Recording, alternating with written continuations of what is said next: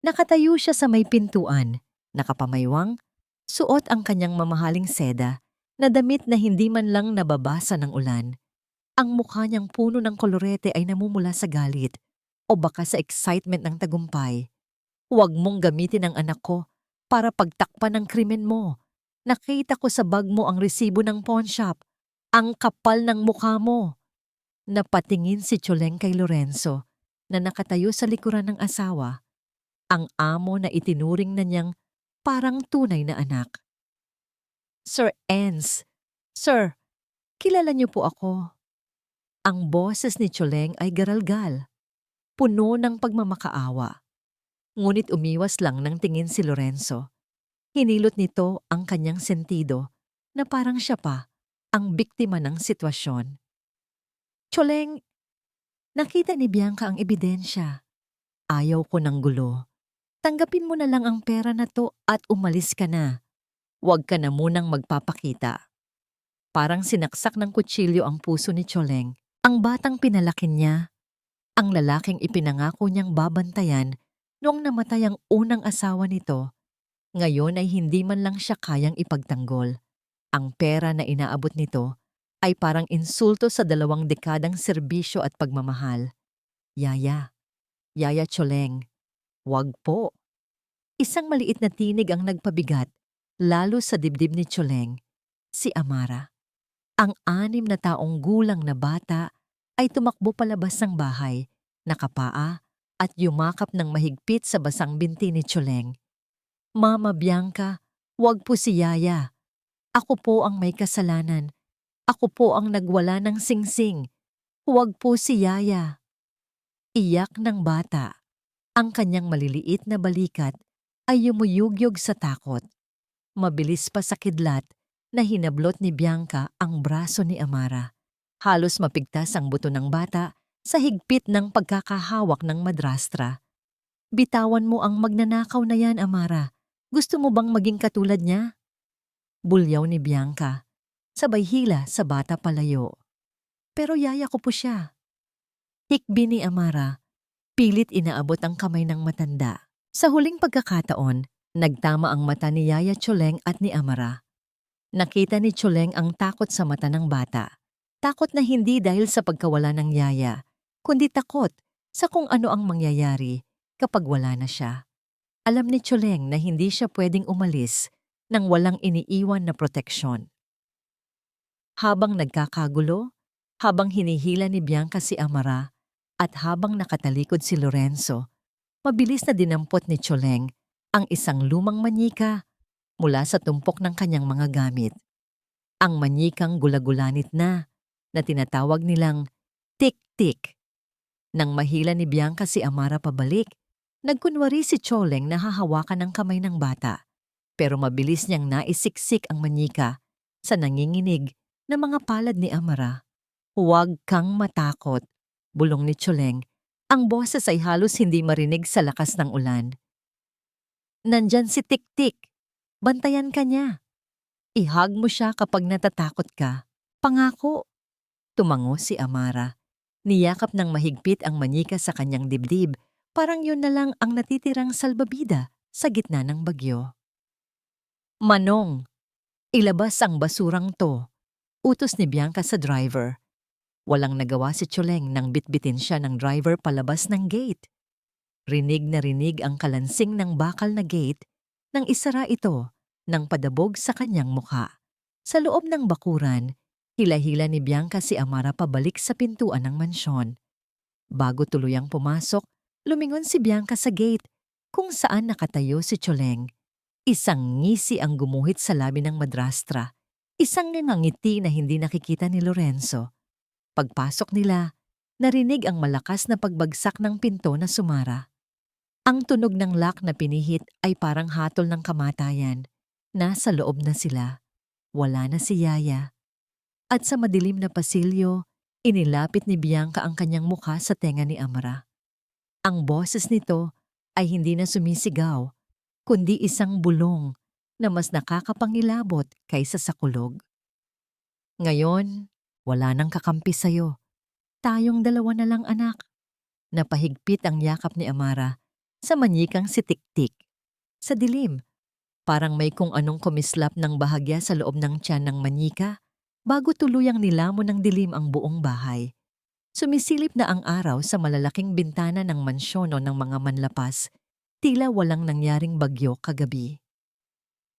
Sa dining area, amoy na amoy ang bango ng sinangag na bawang at pritong tosino. Kung titingnan mula sa malayo, para silang isang perpektong pamilya sa isang magazine. Hon, kain ka pa! Malambing na wika ni Bianca habang nilalagyan ng pagkain ng plato ni Lorenzo. Ang kanyang buhok ay nakaayos ng rapi at ang suot niyang puting bestida ay nagmumukha siyang isang anghel. Napabuntong hininga si Lorenzo, hindi niya magalaw ang kanyang kape. Hon, iniisip ko pa rin si Yaya Choleng. Saan kaya siya natulog kagabi? Ang lakas ng ulan.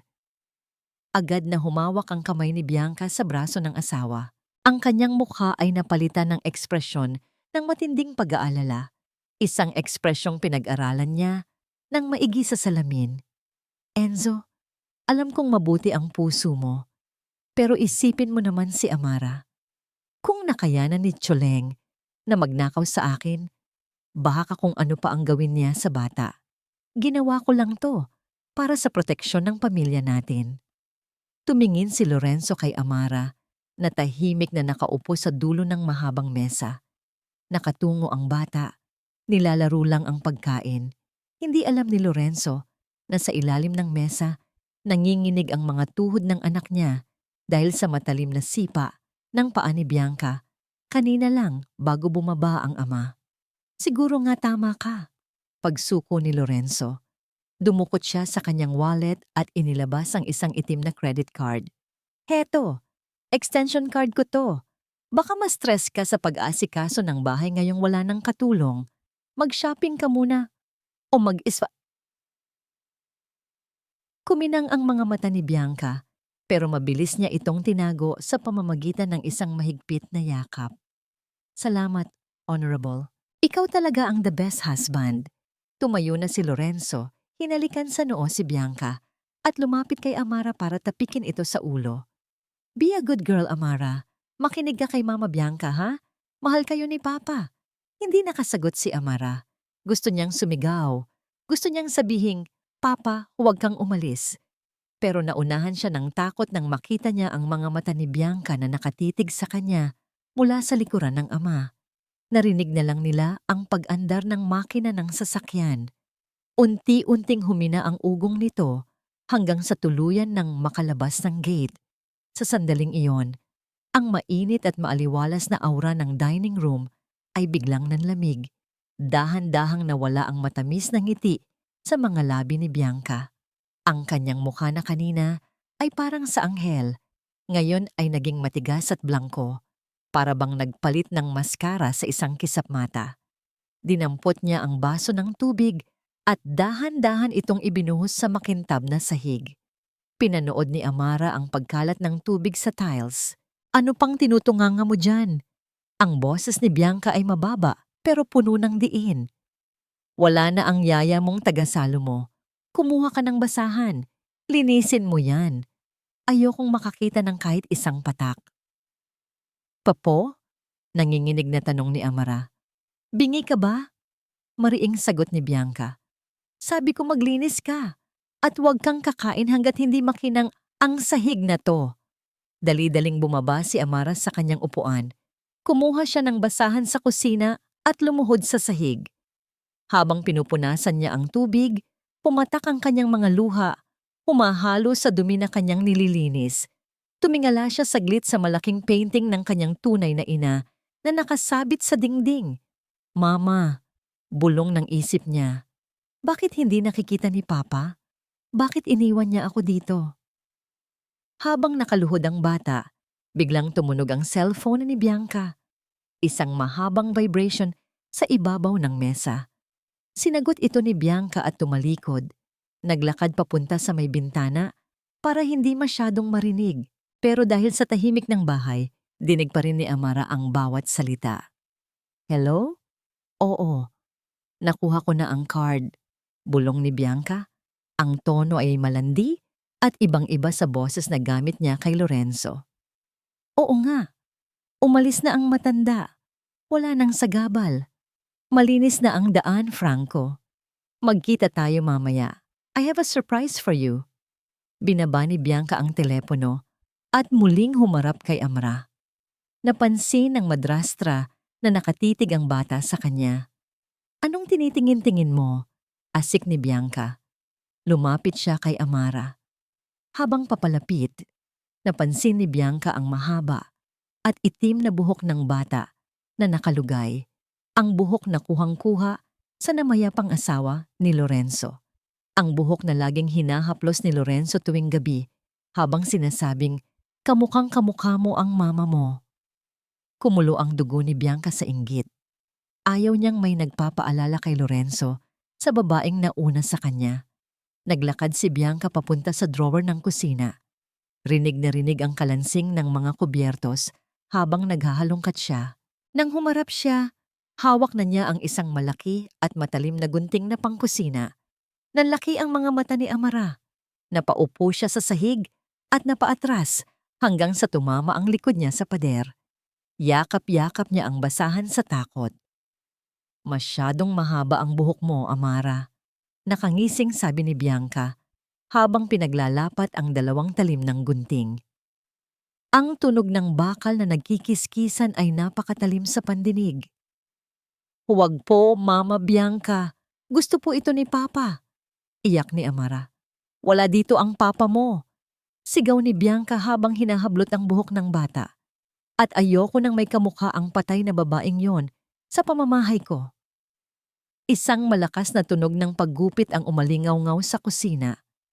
Isang mahabang kumpol ng itim na buhok ang dahan-dahang nahulog sa sahig, kasabay ng pagsigaw ni Amara ng tawag sa kanyang ama na hindi naman darating. Ang gunting ay nasa tapat na ngayon ng tenga ng bata. Handa nang gumupit muli. Ibang-iba ang amoy ng hangin dito sa Tondo kumpara sa mabangong aircon ng mansyon sa Forbes Park. Dito, humahalo ang singaw ng imbornal sa usok ng mga nag-iiniumang tambay sa kanto. Masikip, mainit at maingay. Nakaupo si Yaya Choleng sa papag ng kanyang maliit na barong-barong. Ang dingding ay gawa sa pinagtagpi-tagping plywood at ang bubong na yero ay parang lulutuin ka ng buhay kapag tanghali. Pero hindi ang init o ang gutom ang iniinda niya. Hawak-hawak niya ang kanyang lumang cellphone, yung dikipad na tinalian na lang ng goma para hindi magkahiwalay ang battery. Ilang beses na niyang sinubukang tawagan ang numero ni Lorenzo. "The number you have dialed is not accessible." Paulit-ulit na mensahe ng operator. Napapikit na lang si Choleng sa inis at desperasyon. Sigurado siyang hinarang na ni Bianca ang numero niya sa telepono ng asawa nito. Mautak ang babaeng yon. Sinigurado nitong putol lahat ng komunikasyon. Binuksan ni Choleng ang kanyang bag. Sa ilalim ng mga damit, inilabas niya ang isang maliit na larawan. Kuha ito nung nakaraang Pasko. Nakangiti si Amara habang yakap-yakap siya. Ito lang ang yaman na naiuwi niya. "Patawarin mo ako, anak," bulong ni Choleng sa litrato habang tumutulo ang luha sa kanyang kulubot na pisngi. "Wala akong nagawa kanina. Masyadong mabilis ang pangyayari." Pero sa likod ng mga luha, may kislap ng determinasyon sa mga mata ng matanda. Hindi alam ni Bianca na hindi tanga si Choleng. Ilang linggo na niyang napapansin ang mga kakaibang kilos ng amo. Ang mga tawag sa hating gabi, ang pagkawala ng pera sa vault, at ang isang lalaking laging nakaparada sa labas ng gate kapag wala si Lorenzo. Kaya naghanda siya. Naalala ni Choleng ang kanyang apong si Buboy. May sirang laruan si Buboy, isang robot na nire-record ang boses ng bata. Kinuha ni Choleng ang maliit na mekanism sa loob ng robot, isang itim na kahon na kasing liit ng posporo pero kayang mag-record ng ilang oras ng audio. Iyon ang itinago niya sa loob ng tiyan ni Tik-Tik. Ang manyikang ngayon ay nasa piling ni Amara. Sana lang mapindot mo, anak," dasal ni Choleng habang nakatingin sa bubong na butas-butas. Sana marinig ni Sir Lorenzo ang katotohanan bago mahuli ang lahat.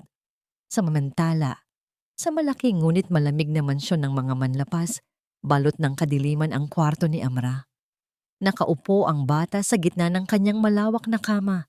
Yakap-yakap niya ang kanyang mga tuhod. Magulo ang kanyang buhok. Bunga ng marahas na paggupit ni Bianca kanina.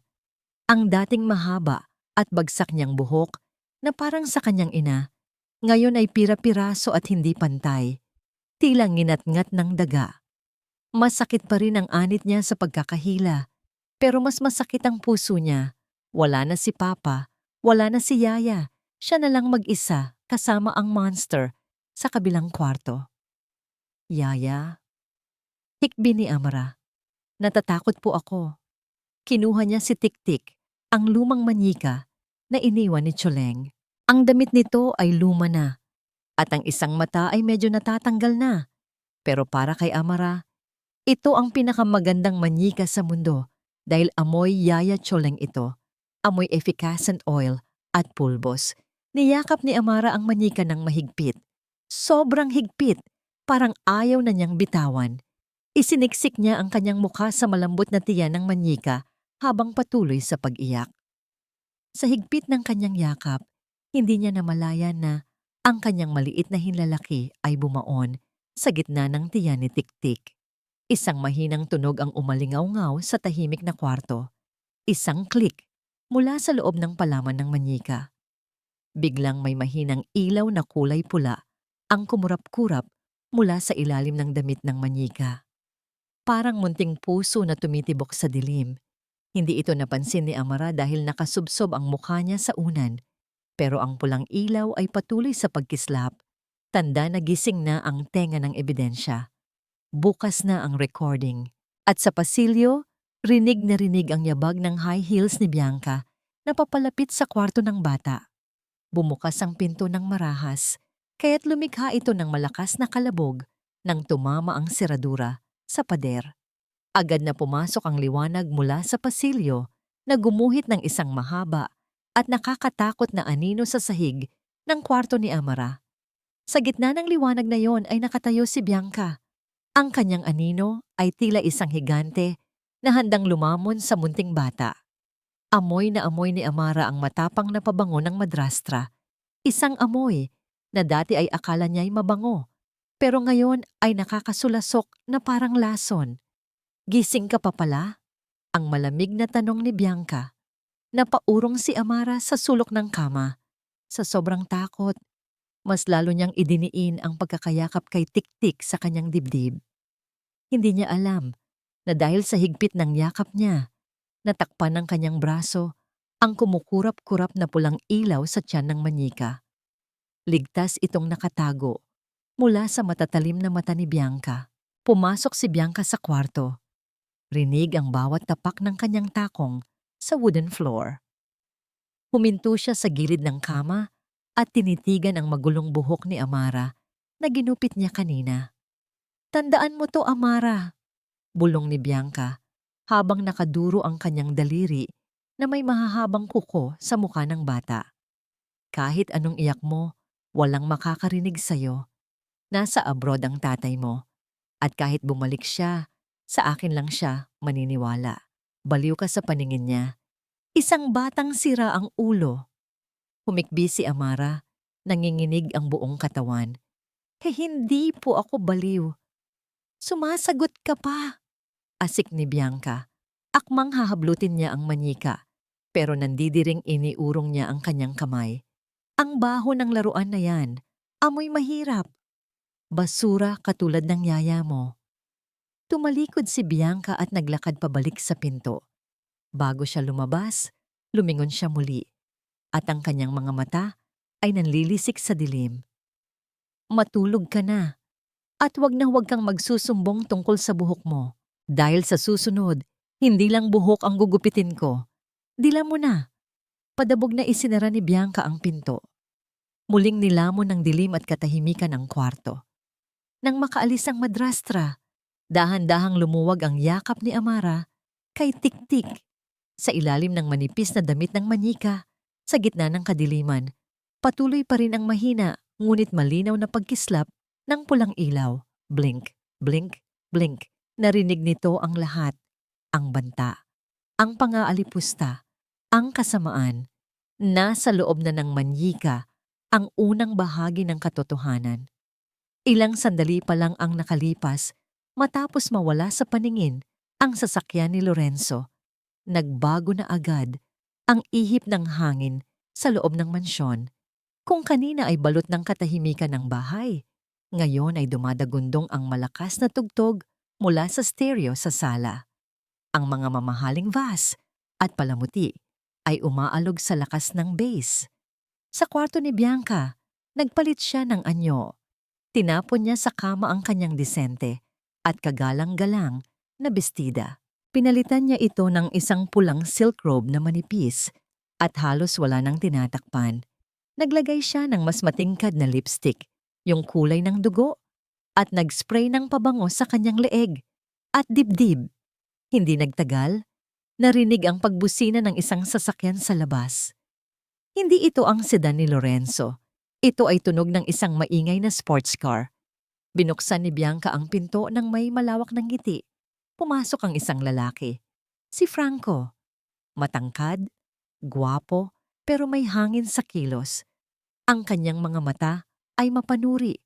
Tila laging may hinahanap na mapapakinabangan. Siya ang mahigpit na karibal ni Lorenzo sa negosyo at ang lihim na kaligayahan ni Bianca. Wala na ang matanda? Tanong ni Franco sabay halik sa pisngi ni Bianca. Isang halik na masyadong malapit sa labi. Nakaalis na. 1 linggo tayong malaya. Bulong ni Bianca. Sabay hila sa kwelyo ng polo ni Franco papasok sa loob. Atin ang gabi, atin ang bahay. Sa sala, nagbukas sila ng mamahaling wine na pag-aari ni Lorenzo. Nakaupo sila sa sofa, magkatabing magkatabi, habang ang mga baso ay nagkikiskisan. Ang tapang mo talaga, Bianca, tawa ni Franco, habang inililibot ang tingin sa yaman ng bahay. Sa bahay pa talaga ng asawa mo? Bakit hindi? Humalakhak si Bianca, at ang tawa niya ay matinis. Siya naman ang nagbabayad ng kuryente at aircon. Sulitin natin. Sumeryoso ang mukha ni Franco at inilapit ang mukha kay Bianca.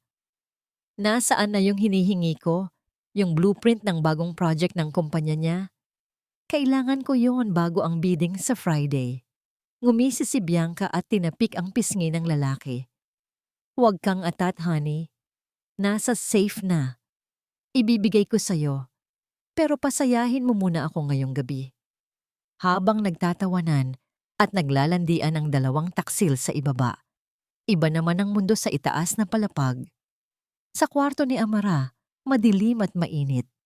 Nakalak ang pinto mula sa labas. Kanina pa kumukalam ang sikmura ng bata. Hindi siya pinakain ni Bianca ng hapunan bilang parusa sa pagiging tamad daw nito. Nakahiga si Amara sa ilalim ng kumot, yakap-yakap si Tiktik.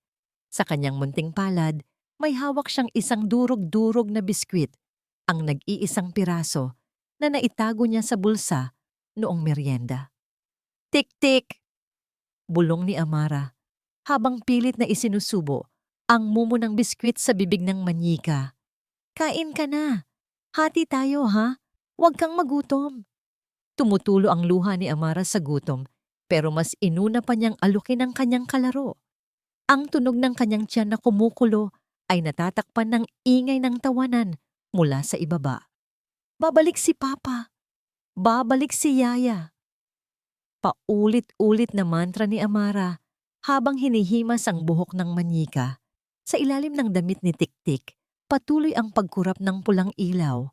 Ang bawat salita ni Franco at Bianca tungkol sa nakaw na blueprint, ang kanilang mga halakhak, ang tunog ng pagbubukasan ng wine, lahat ay naririnig at nare-record ng munting laruan. Lumipas ang ilang oras. Medyo lasing na si Franco. Nagsimula itong maglakad-lakad sa bahay, umaakyat sa hagdan habang hawak ang bote ng alak. Ang laki ng bahay na to. Sabi ni Franco na medyo bulol na. Sayang, at napupunta lang sa lalaking yon at sa anak niyang. Huminto siya sa tapat ng kwarto ni Amara. Napahawak si Amara sa kanyang dibdib. Narinig niya ang mabibigat na hakbang sa labas ng kanyang pinto. Hinawakan ni Franco ang seradura ng pinto ni Amara. Pinihit niya ito ng malakas. Creak! Click!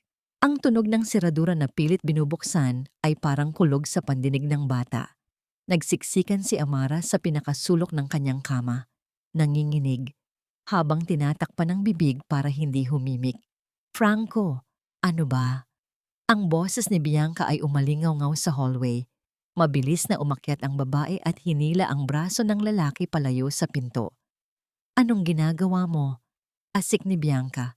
Gusto ko lang makita ang anak niya. Ngisi ni Franco. Tingnan ko kung kamukha ba talaga ni Lorenzo. Hinila ni Bianca si Franco palayo. Ang kanyang muka ay puno ng pandidiri hindi kay Franco, kundi sa taong nasa loob ng kwarto. Hayaan mo siya dyan. Huwag mong pag-aksayahan ang panahon ng batang yan. Malamig na, sabi ni Bianca. Tumingin siya sa nakasarang pinto ng kwarto ni Amara at binitiwan ang mga salitang nagpatindig ng balahibo ng sino mang makakarinig. Hayaan mo siyang matulog dahil malapit na rin naman siyang mawala sa landas natin. Kapag nakuha na natin ang lahat, itatapon ko siya sa mental hospital kung saan siya nababagay. Hindi na siya makakalabas doon habang buhay. Humalakhak si Franco at inakbayan si Bianca. Gusto ko yan. Napakatalino mo talaga. Naglakad ang dalawa pabalik sa kwarto ni Bianca. Sa loob ng madilim na silid, narinig ni Amara ang lahat. Ang banta ng mental hospital, ang planong pagtatapon sa kanya. Niyakap niya ng mahigpit si Tik-Tik. Sa gitna ng katahimikan ng gabi, ang pulang ilaw sa tiyan ng manyika ay kumislap muli. Isang piping saksi sa planong demonyo ng dalawang taong nasa labas. Tanghali na nang magising ang mansyon.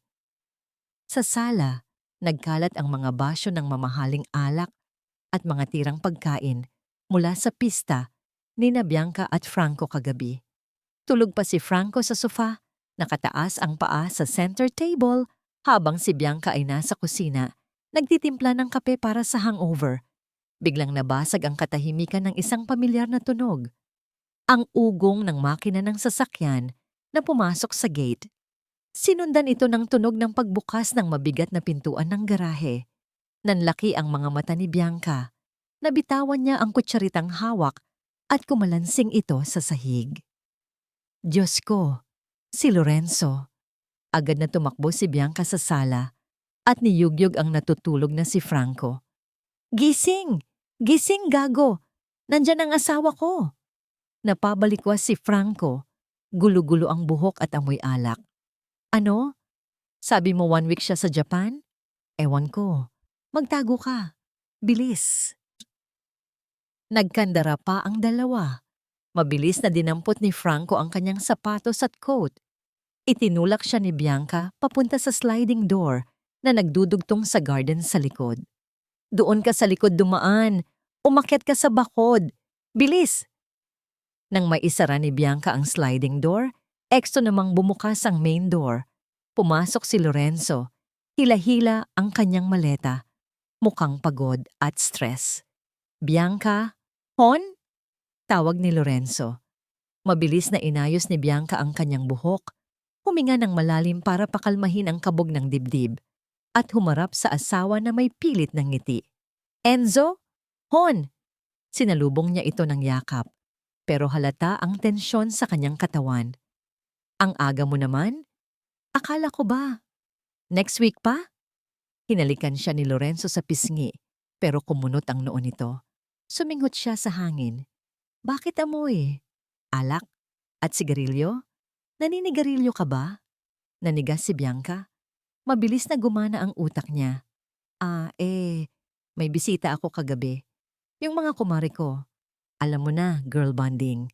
Uminom kami konti. Ganun ba? Tumango si Lorenzo, pero hindi kumbinsido. Inilibot niya ang tingin sa sala.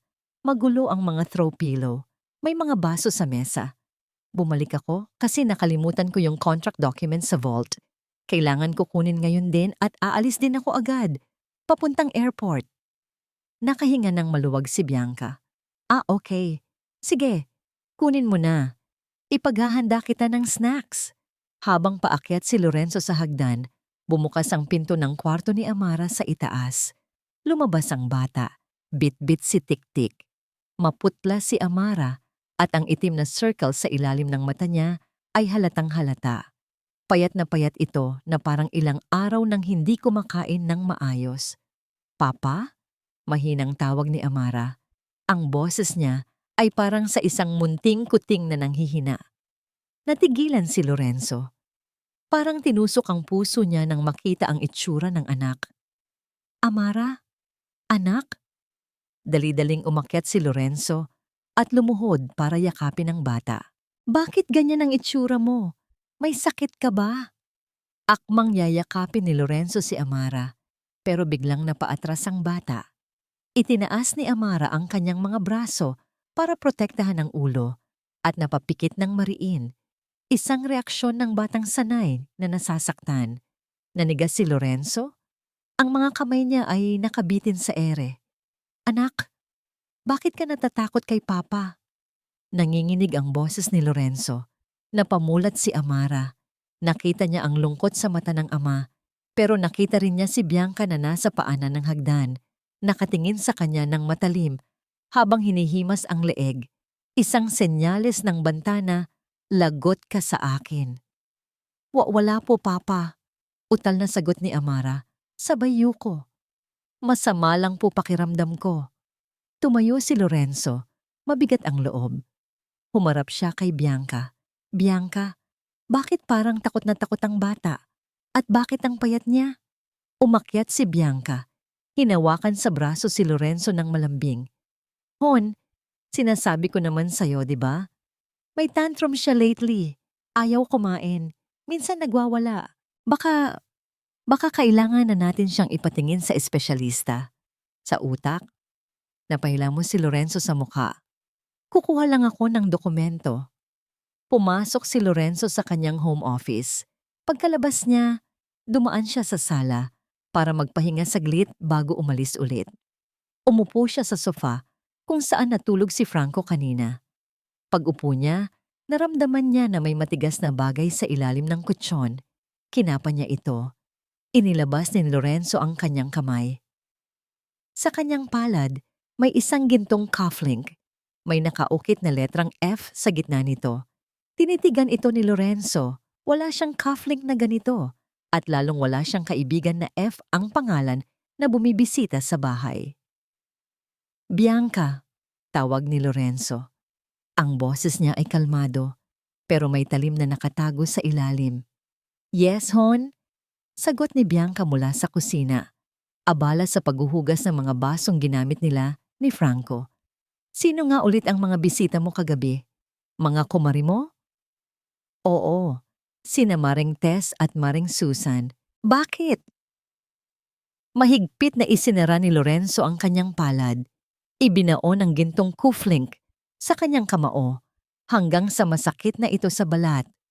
Ang mga kumari ni Bianca ay hindi nagsusuot ng panlalaking cufflink. Wala, sagot ni Lorenzo. Tumayo siya at ibinulsa ang cufflink. Aalis na ako. Baka malate ako sa flight. Hinalikan niya si Bianca sa pisngi. Pero sa pagkakataong ito, naramdaman ni Lorenzo ang amoy ng panlalaking pabango na kumapit sa leeg ng asawa. Hindi ito amoy ng babae. Amoy ito ng mamahaling cologne na gamit ng mga business executive. Naglakad si Lorenzo palabas ng pinto nang hindi lumilingon. Pero sa loob ng kanyang isip, nagsisimula ng mabuo ang isang maitim na ulap. Ang tiwala niya ay nagkakaroon na ng lamat.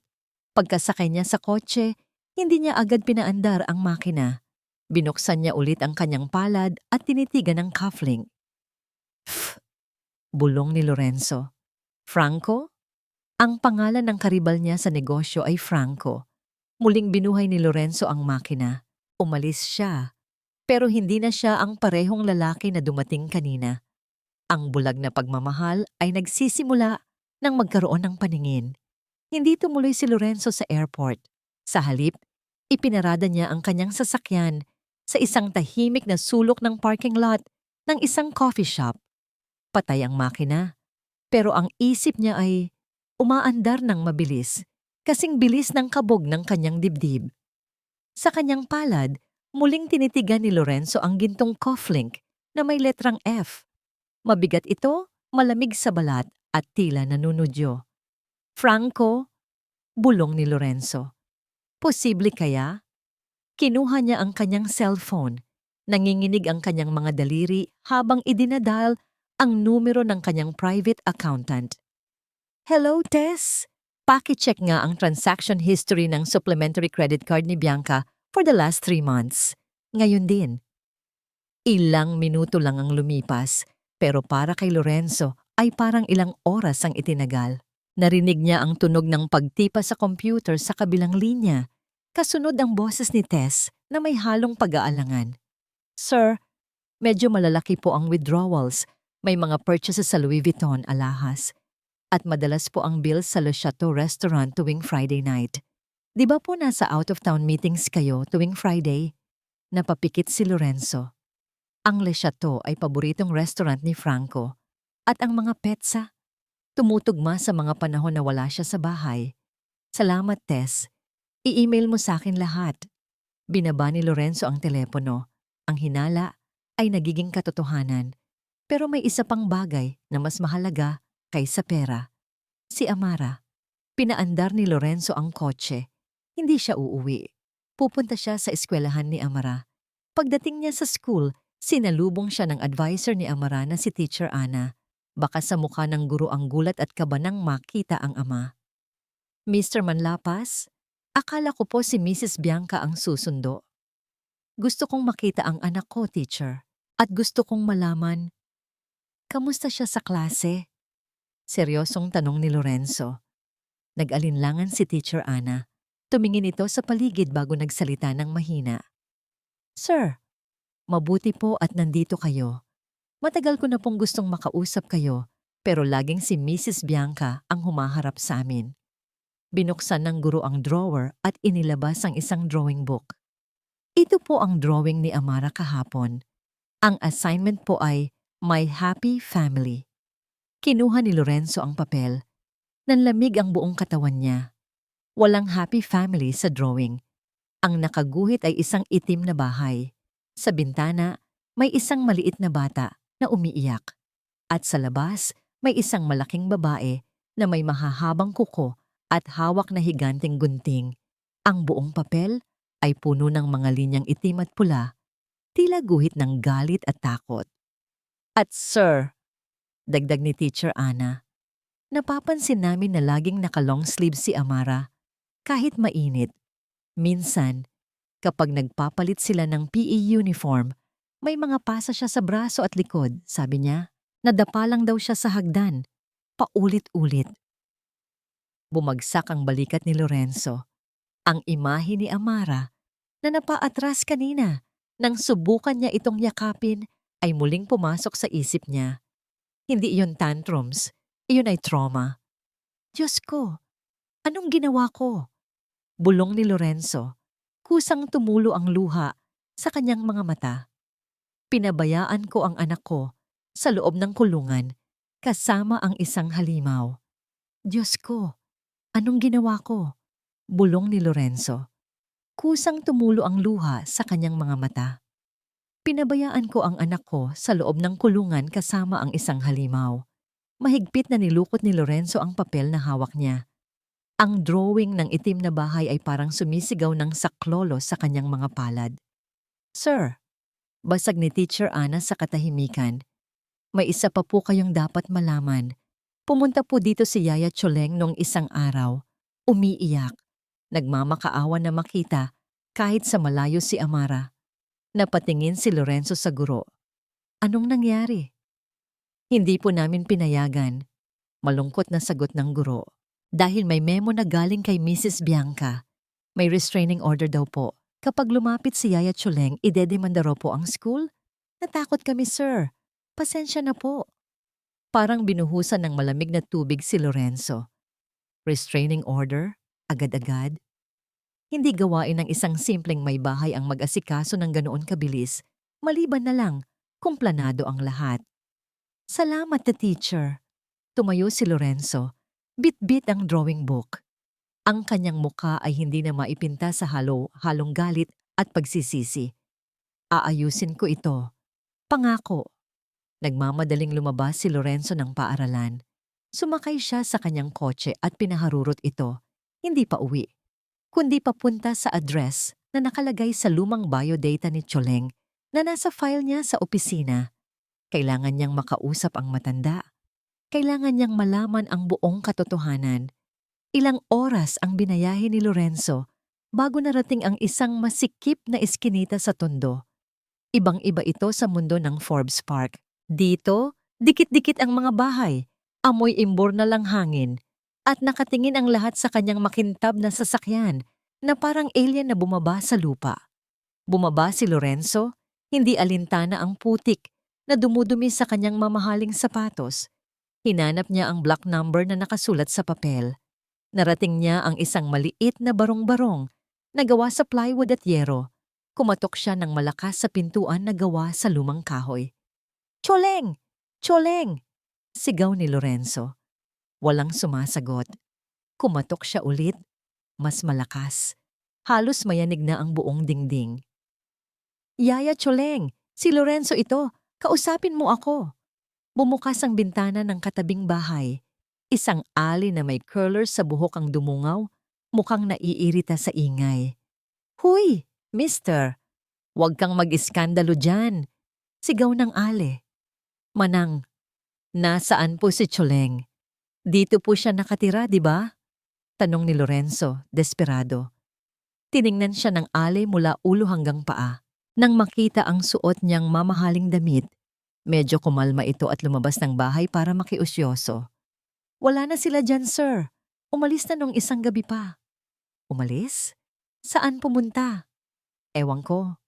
Kibit balikat ng ali. Sabay bulong na parang may itinatagong sekreto. "Paano ba naman? May pumuntang mga lalaki dito. Malalaking mama. Mukhang mga goons. Pinagbantaan daw ang buhay ng apo niya. Sabi ng kapitbahay, tauhan daw ng asawa ng amo niya. Natakot si Choleng. Kaya ayun. Hating gabi. Bitbit ang apo. Lumayas. Nagtago na." Nanlamig ang buong katawan ni Lorenzo. Napasandal siya sa pader ng barong-barong. Mga goons. Tauhan ni Bianca. Hindi lang basta pinalayas ni Bianca si Choleng.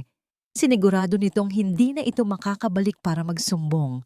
Sinigurado nitong putol ang dila ng katotohanan. "Salamat po," mahinang sabi ni Lorenzo. Bumalik siya sa sasakyan na parang lantang gulay. Wala siyang lead, wala siyang testigo. Ang tanging hawak lang niya ay isang drawing ng bata, isang cufflink ng lalaki, at ang kanyang hinala. Pero habang nakaupo siya sa driver's seat, naalala niya ang sinabi ni Teacher Ana. Umiiyak si Choleng. Gusto makita si Amara. Kung talagang nagnakaw si Choleng, bakit siya babalik para makita ang bata? Bakit hindi siya tumakas agad? Alam ni Lorenzo na nagsasabi ng totoo ang kanyang puso. Inosente si Choleng at si Bianca. Si Bianca ang tunay na magnanakaw. Ninakaw nito ang kaligayahan ng kanyang pamilya. Pinaandar ni Lorenzo ang makina. Ang kanyang mga mata ay nag-aapoy sa galit, pero kailangan niyang maging matalino. Hindi siya pwedeng sumugod nang walang bala. Kailangan niya ng ebidensya, matibay na ebidensya, at naalala niya ang bahay. Ang kanyang sariling bahay na ngayon ay pugad ng mga ahas. Kung may ebidensya man, nandoon yon. Kailangan niyang bumalik sa impyerno para iligtas ang kanyang anghel. Iniliko niya ang sasakyan, pabalik sa direksyon ng kanilang bahay. Handa na siyang harapin ang demonyo, pero sa ngayon, kailangan niyang magpanggap na bulag. Madilim na ang gabi nang makabalik si Lorenzo sa mansyon. Tahimik ang buong bahay, tanging ang ugong ng aircon at ang tunog ng mga kuliglig sa hardin ang maririnig. Sa master bedroom, mahimbing na ang tulog ni Bianca. Siguro ay pagod sa kakaisip ng mga bagong kasinungalingan. Pero gising na gising ang diwa ni Lorenzo. Dahan-dahan niyang binuksan ang pinto ng kwarto ni Amara. Sa liwanag ng buwan na tumatagos sa bintana, nakita niya ang kanyang anak. Nakabaluktot ito ng higa, parang isang sanggol, sa sinapupunan. Yakap-yakap ni Amara ang lumang manyikang si Tik-Tik. Nang sobrang higpit, tila ba ito na lang ang kaisa-isang kakampi na natitira sa kanya. Lumapit si Lorenzo sa kama. Umupo siya sa gilid, tahimik na tahimik. Nakatingin siya sa mukha ng bata na may bakas pa rin ng takot kahit natutulog.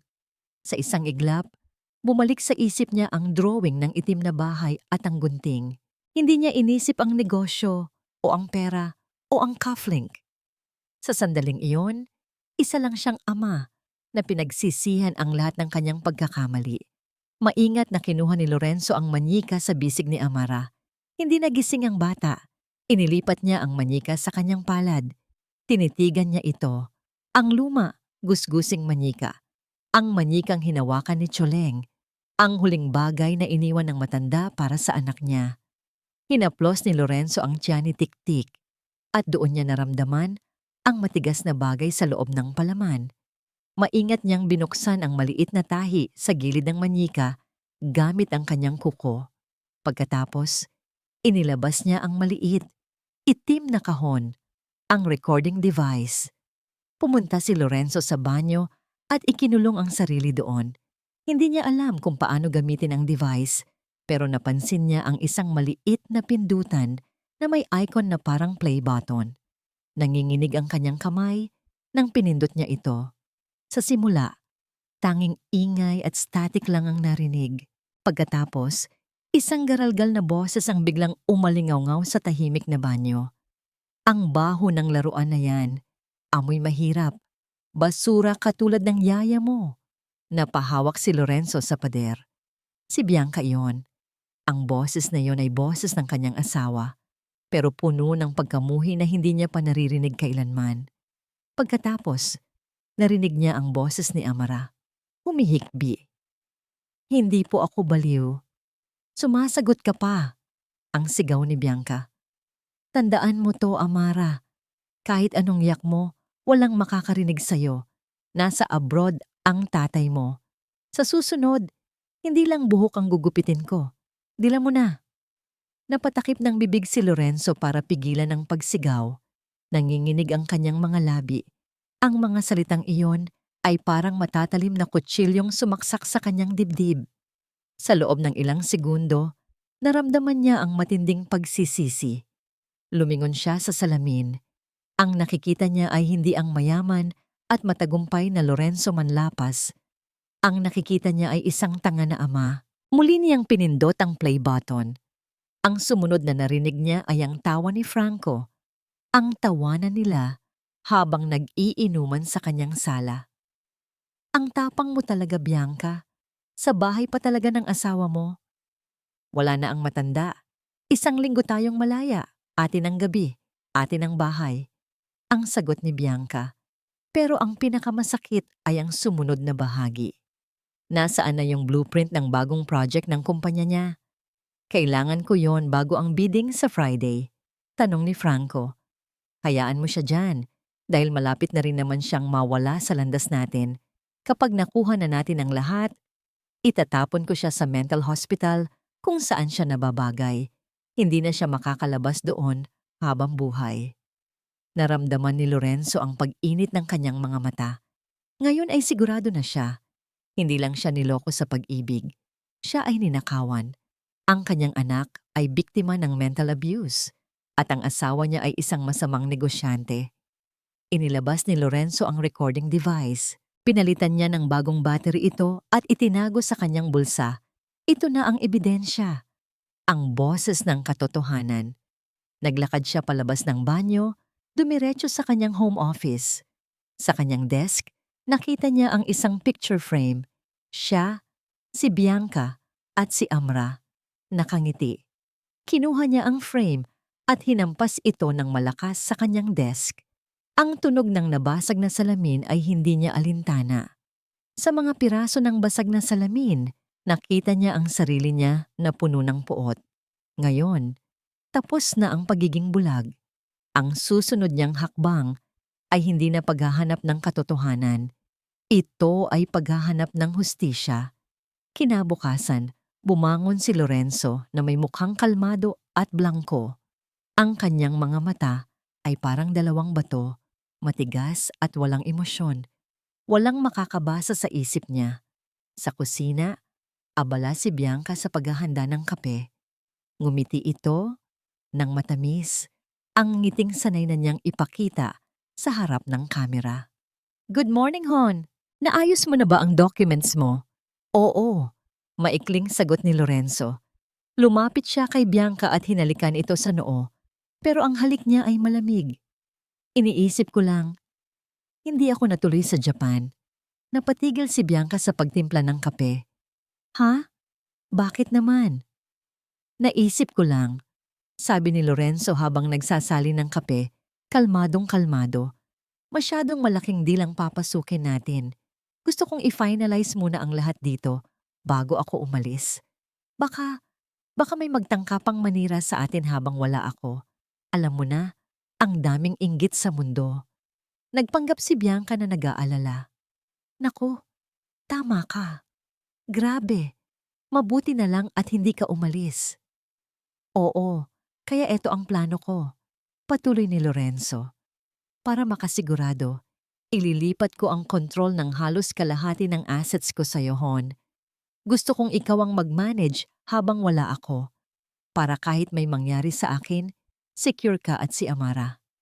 Nanlaki ang mga mata ni Bianca. Sa loob ng kanyang isip, nagsasayaw ang mga dolyar at piso. Ang pinakamalaking pangarap niya ay nagkakatotoo ng kusa. Hindi na niya kailangan pang magsumikap sa pandaraya. Nako, Enzo, ang sweet mo talaga, maligayang sabi ni Bianca habang yumayakap at humahalik ng sunod-sunod kay Lorenzo. Pero hindi mo naman kailangang gawin yan. Kayo lang ni Amara ang kailangan ko, Hon. Pero si Lorenzo ay tumatawa lang sa loob. Ganyan ka talaga, Bianca. Ang pinakamahusay na kasinungalingan ay ang katotohanang hinahanap ng kalaban.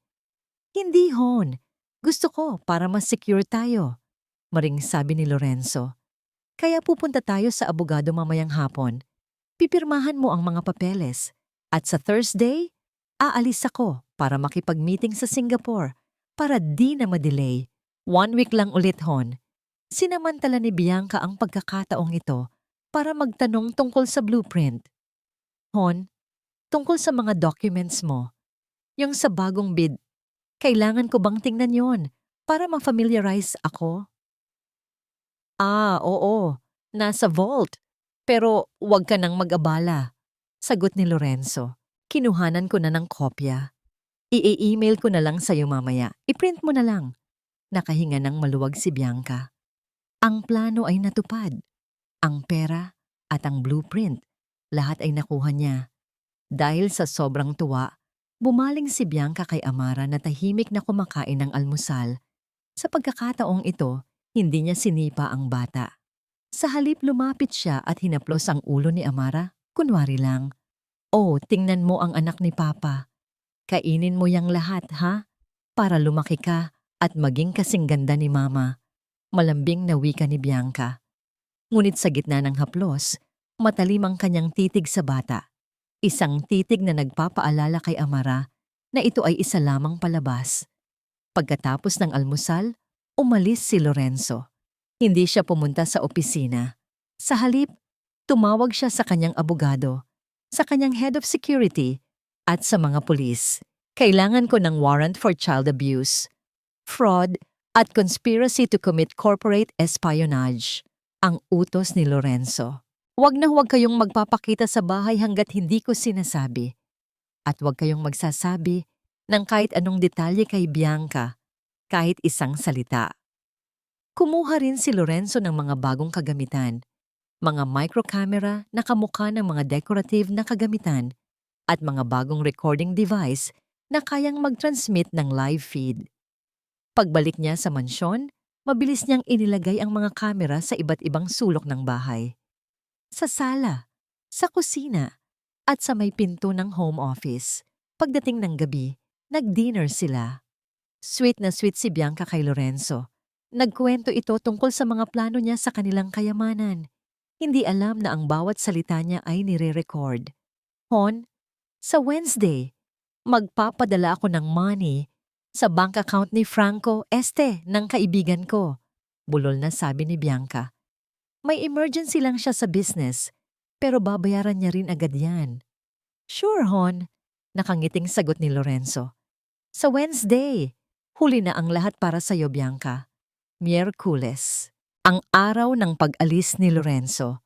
Bandang hapon, nagmaneho si Lorenzo palabas ng gate. Sinigurado niya na makikita siya ni Bianca mula sa bintana at kumaway pa siya ng bahagya. Pero hindi niya sinabi kay Bianca na ang direksyon na tinahak niya ay patungo sa isang hotel na 5 kanto lang ang layo. Doon, inihanda na niya ang isang suite na may malaking monitor at live feed mula sa mga hidden camera sa kanilang mansyon. Pagkalipas lang ng 20 minuto, tumunog ang telepono ni Bianca. Hello? Oo, Hon. Kakalabas lang niya. Maligayang sabi ni Bianca. Oo. Siguradong sigurado. Hindi na yan babalik hanggang next week. Bilis na. Atat na akong makita ka. At may isa pa akong balita. Nasa akin na ang kontrol ng pera niya. Pagkalipas ng ilang sandali, narinig ang busina ng sports car ni Franco. Ngayong gabi, hindi lang ang bahay ang naging atin. Maging ang espiritu ng kasinungalingan ay naghari sa loob. Pumasok si Franco. May dalang isang bote ng napakamahal na champagne. Ang dalawa ay naghalikan sa gitna ng sala. Ang eksenang ito ay live na napapanood ni Lorenzo sa kanyang monitor. Ang galit ni Lorenzo ay umuusok pero pinigilan niya ang kanyang sarili. Hindi ka pwedeng sumuko ngayon. Si Amara ang unahin mo. Dali-daling umakyat si Bianca sa home office ni Lorenzo. Sinundan siya ni Franco. Nasaan na yung blueprint? Excited na tanong ni Franco. Inilabas ni Bianca ang printed copy ng blueprint na binigay ni Lorenzo. Heto na, kunin mo na. Atin na ang deal na yan. Ngumiti si Franco pero nang makita niya ang mga detalye, kumunot ang kanyang noo. Teka, bakit parang ang luma nito? Hindi ito ang design ng Tondo Reclamation Project. Ano? Nataranta si Bianca. Tangina, niloloko niya tayo. Sigaw ni Franco. Sabay punit sa papel. Peke to, ang alam niya na. Nanginginig ang buong katawan ni Bianca.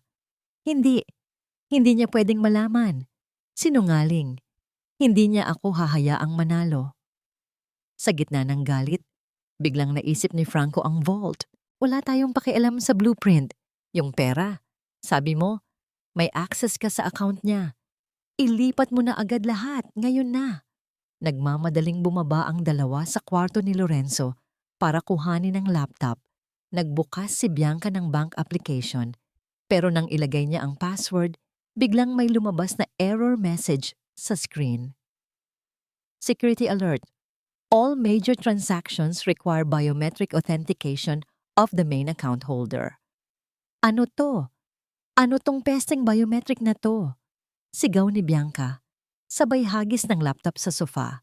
Sa sobrang frustration, nawala sa sarili si Bianca. Tumingin siya sa itaas. Ang lahat ng ito ay dahil sa lintik na batang iyon. Sigaw ni Bianca. Kung hindi siya bumalik at nagpasira-sira, hindi mag-iiba ang plano ko. Nagmamadaling umakyat si Bianca sa kwarto ni Amara. Sa oras na ito, tumigil si Franco. Teka, anong gagawin mo? Maniningil ako. Sigaw ni Bianca.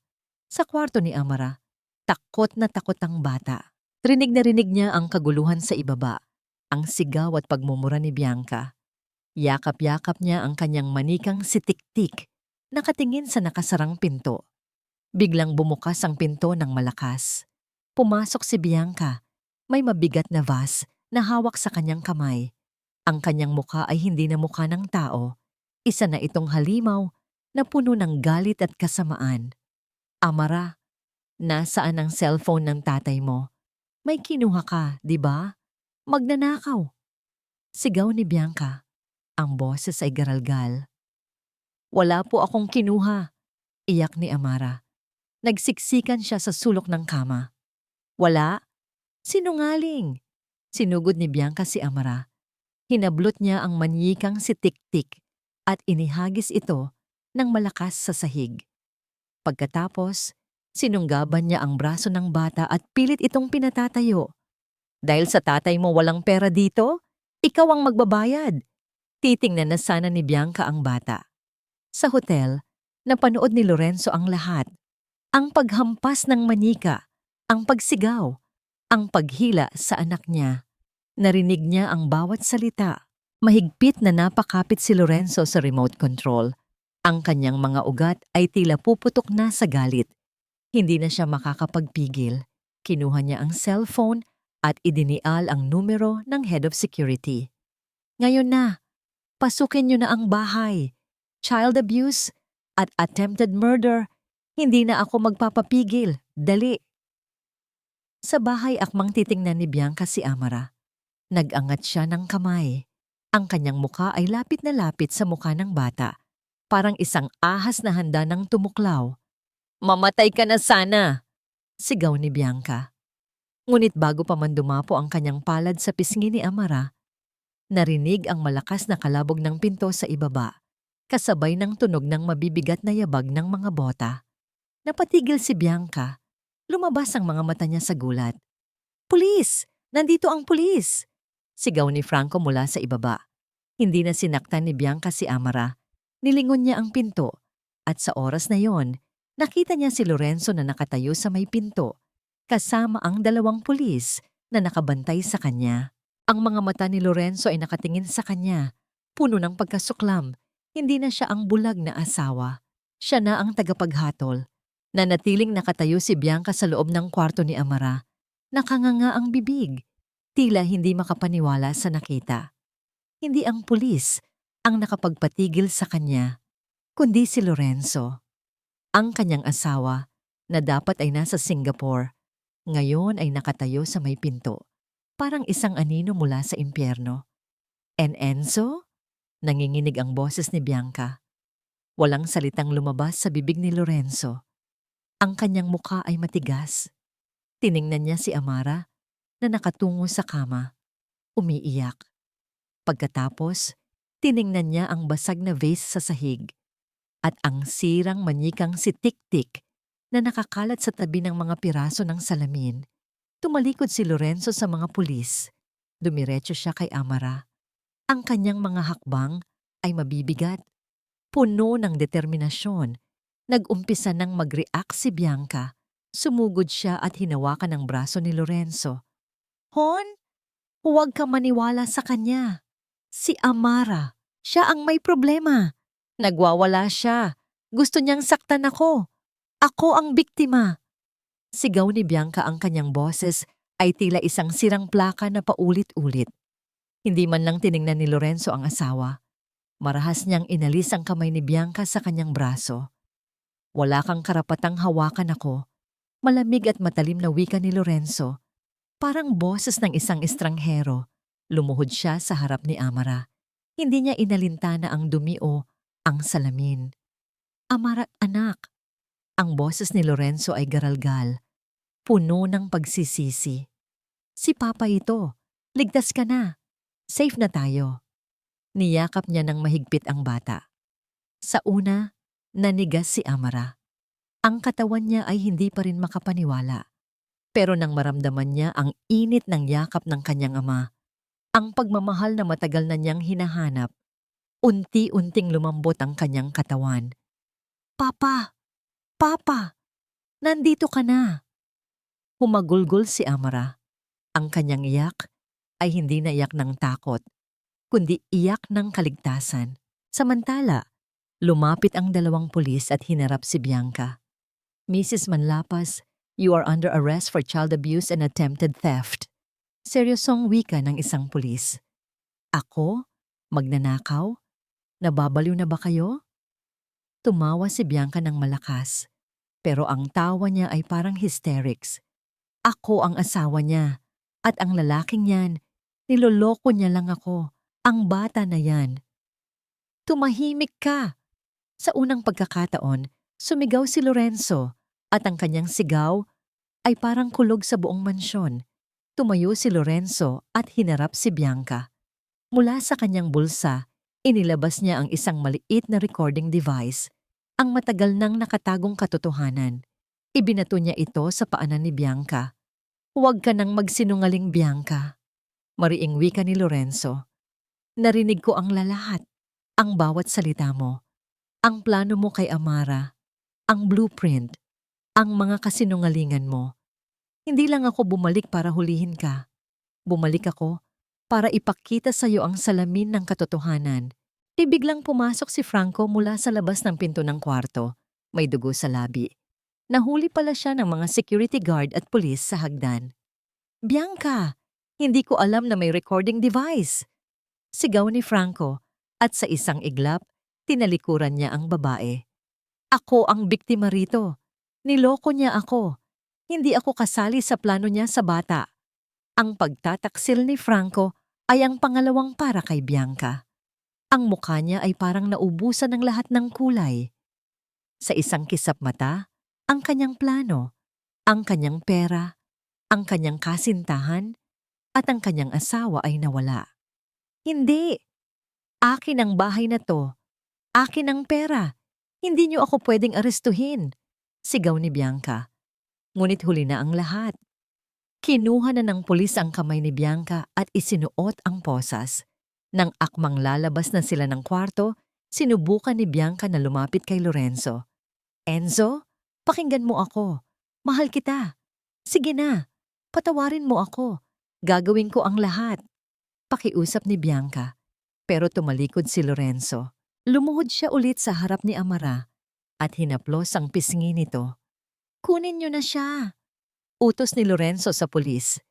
Nang dumaan si Bianca sa harap ni Amara, tiningnan niya ang bata ng may matinding galit. Ang kanyang mga mata ay nagpapadala ng isang huling, nakakabaliw na sumpa sa bata. Pero ngayon, hindi na natakot si Amara. Dahil ngayon, alam niya na may superhero na nagpoprotekta sa kanya. Umalis si Bianca, nagwawala, habang ang mga pulis ay pilit siyang kinakaladkad pababa. Rinig na rinig ang kanyang mga sigaw sa buong mansyon. Naiwan si Lorenzo at Amara sa loob ng kwarto. Yakap-yakap ni Lorenzo ang anak. Papa? Bulong ni Amara habang nakasubsob ang muka sa dibdib ng ama. Bakit po siya ganoon? Hinalikan ni Lorenzo ang ulo ng anak. Dahil may sakit siya sa puso, anak. Pero tapos na. Wala na siya. Hindi ka na niya sasaktan. Pangako. Tumingin si Amara sa sahig. Sa manikang si Tik-Tik na nakahandusay, yumakap siya ng mas mahigpit sa ama. Ang manyikang nagdala ng katotohanan ay nakatapos na sa kanyang misyon. Lumipas ang ilang araw pagkatapos ng gabi ng kaguluhan, balot ng katahimikan ng mansyon, pero ito na ang unang tahimik na may dalang kapayapaan para kay Amara at Lorenzo. Sa silid tulugan ni Amara, hinaplos ni Lorenzo ang ulo ng anak at matibay siyang nangako sa sarili na hinding-hindi na niya iiwanan ng bata. Subalit sa labas ng bahay, nagsimula ang isang bagong labanan, ang digmaang legal. Mula sa kulungan, nagawa ni Bianca na makakuha ng isa sa pinakamahuhusay at pinakamahal na abogado sa bansa. Sinuportahan siya ni Franco na desperado ring iligtas ang sarili. Ang estratehiya ni Bianca ay simple ngunit masakit. Pagbabaliktad ng kwento. Sir, malala po ang mga lumalabas sa media. Seryosong wika ni Attorney Cruz kay Lorenzo. Sinasabi ni Mrs. Bianca na kayo raw po ang may problema sa pag-iisip at ginagawa niya lang ang lahat para protektahan si Amara. Sinasabi niyang kayo ang gumagawa ng mga pasa sa bata at siya ang nagtatanggol. At ang recording device, sinasabi niyang planted iyon at ang boses ay edited. Mahigpit na napakapit si Lorenzo sa kanyang tasa ng kape. Walang hiya. Talagang kaya niyang baliktarin ang katotohanan. Mabuti na lang at na-secure natin ang original recording at ang live video feed ng pag-atake niya kay Amara sa kwarto. Iyan ang magpapatunay na guilty siya sa child abuse, paliwanag ni Attorney Cruz. Pero sir, ang laban natin ay hindi lang sa child abuse. Gusto ni Bianca na makuha ang kalahati ng inyong assets at gagamitin niya ang lahat para sirain ang inyong pangalan at ang inyong reputasyon bilang ama. Sa gitna ng usapan, may isang nakabibinging tunog ang umalingaw sa labas. Isang matinis na busina ng sasakyan. Ano iyon? Tanong ni Lorenzo. Tumayo siya at lumapit sa bintana. Ang nakita niya ay isang malaking van na nakaparada sa tapat ng kanilang gate. Lumabas dito ang mga reporter, cameraman, at isang grupo ng mga taong may dalang malalaking placards. Ang mga placards ay may nakasulat na Hustisya para kay Bianca at Free the Abused Wife. Sinimulan na po ni Bianca ang media manipulation, wika ni Attorney Cruz, habang kinukuha ang kanyang briefcase. Gagamitin niya ang sympathy ng publiko para baliktarin ang kaso. Ang huling tangka niya ay ang siraan kayo at kunin ng pera. Tiningnan ni Lorenzo ang mga reporter na ngayon ay sumisigaw na ng kanyang pangalan. Ang kanyang galit ay nagbago. Hindi na siya galit kay Bianca. Galit siya sa sarili niya dahil sa kanyang pagiging bulag na nakapagbigay ng pagkakataon sa babaeng ito na sirain ang buhay nila. Hayaan mo sila, attorney. Mahinang wika ni Lorenzo. Hindi ang pera ang importante. Ang importante ay iligtas si Amara mula sa kanya. Kung kailangan kong ubusin ang lahat ng yaman ko para mabulok siya sa kulungan, gagawin ko. Wala akong pakialam sa reputasyon ko. Ang kailangan ko lang ay ang kaligtasan ng anak ko. Bumalik si Lorenzo sa sala. Ang paghahanap sa katotohanan ay tapos na. Ngayon, nagsisimula na ang digmaan para sa kaligtasan. Pero bago pa man niya simulan ang laban, alam niyang may isa pa siyang obligasyon, isang utang na loob na hindi kayang bayaran ng pera. Kinuha ni Lorenzo ang kanyang cellphone, idinial niya ang numero ng isang private investigator. Hanapin mo si Yaya Choleng, utos ni Lorenzo. Sa lalong madaling panahon, kailangan ko siyang makita. Sa mga sumunod na araw, ang mansyon ay parang isang retreat house na puno ng katahimikan at kaayusan. Walang bisita, walang party, at walang malakas na tugtog. Si Lorenzo ay nagtrabaho mula sa bahay, nakatuon sa pag-aalaga kay Amara. Ngunit ang katahimikan ay hindi nangangahulugang walang sakit. Sa gabi, hindi pa rin makatulog si Amara ng mahimbing. Nanginginig siya, umiiyak, at sumisigaw sa kanyang pagtulog. Night terrors. Isang gabi, narinig ni Lorenzo ang iyak ng anak. Dali-dali siyang pumasok sa kwarto at nakita niya si Amara na nakaupo sa kama, pinagpapawisan at nakatingin sa kadiliman. Anak, nandito si Papa. Panaginip lang yan. Yumakap si Lorenzo kay Amara. Papa, may anino po.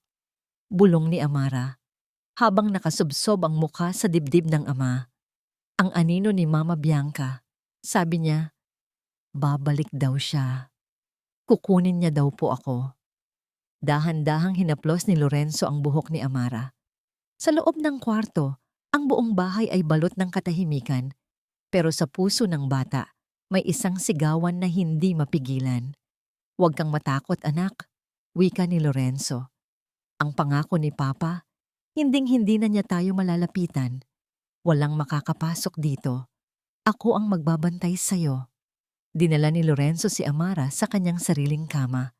Magkatabi silang natulog. Nang inilipat ni Lorenzo si Amara, nakita niya ang mga pasa at peklat sa likod ng bata. Mga hindi na gumaling na pasa na gawa sa sipa at paghila ni Bianca. Napahawak si Lorenzo sa kanyang noo. Sa loob ng 2 taon, nakita niya ang mga sugat na yon. Pero pinaniwalaan niya si Bianca na ang mga ito ay dulot lang ng pagkadapa. Ang bulag na pag-ibig ay talagang nakakabaliw. Kinabukasan, dinala ni Lorenzo si Amara sa isang child psychologist. Sir, ang anak niyo ay may post-traumatic stress disorder, paliwanag ng doktor. Ang kanyang takot ay matindi dahil ang trauma ay galing sa taong dapat ay nag-aalaga sa kanya. Ang magliligtas sa kanya ay hindi gamot o therapy. Kailangan niya ng katotohanan at pagmamahal na nakikita sa kanyang harapan. Anong kailangan kong gawin, doktor? Tanong ni Lorenzo. Una, ihiwalay siya sa anumang bagay na nagpapaalala kay Bianca. Pangalawa, kailangan niyang maramdaman ang normal na buhay pamilya. Magluto kayo. kumain kayo ng magkasama. At pangatlo, kailangan niyang makita ang mga taong nagmamahal sa kanya. Yung mga taong pinagkakatiwalaan niya bago dumating si Bianca. Pag-uwi ni Lorenzo, nag-iba ang takbo ng kanyang isip. Dumiretso siya sa kwarto ni Amara at inalis ang lahat ng mga gamit na binili ni Bianca, pati na ang mga mamahaling damit. Nagtira lang siya ng mga luma at simpleng gamit. Kinuha niya si Tik-Tik, ang sirang manyika. Dinala niya ito sa sala at maingat na inayos ang manyika. Tinahi niya ang tahi sa tiyan kung saan nakuha ang recording device. Inayos niya ang mata ng manyika. Hindi na ito bago, pero buo na ulit. Pagkatapos, naupo siya sa sala at tumawag sa kanyang private investigator. May balita na po ako, sir. Ang boses ng investigator sa kabilang linya. Nahanap ko na po si Yaya Choleng. Nagtatago po siya sa isang maliit na bukid sa Pampanga. Sa mga kamag-anak niya, sobrang hirap po ang buhay niya doon. Ipadala mo sa akin ang address. Utos ni Lorenzo. Ako na mismo ang pupunta. At huwag kang magsasabi ng kahit na anong detalye kay Bianca. Kahit sa abogado ko, huwag mong sasabihin. Iyon na ang huling pagkakataon na siya ay nag-alinlangan. Dapat niyang kunin si Choleng. Hindi lang bilang testigo, kundi bilang bahagi ng pagpapagaling ni Amara. Si Choleng ang unang hakbang para makita ni Amara ang tunay na pagmamahal sa loob ng kanilang bahay. Dinala ni Lorenzo ang kanyang sasakyan sa malalayong bahagi ng Pampanga. Ang kalsada ay matagtag at ang hangin ay amoy palay at lupa. Ibang-iba sa hangin ng Maynila. Hindi siya nagdala ng driver. Gusto niya itong gawin ng personal. Matapos ang mahabang biyahe, narating niya ang isang maliit na bukid. Sa gitna ng bukid, may isang kubo na gawa sa nipa.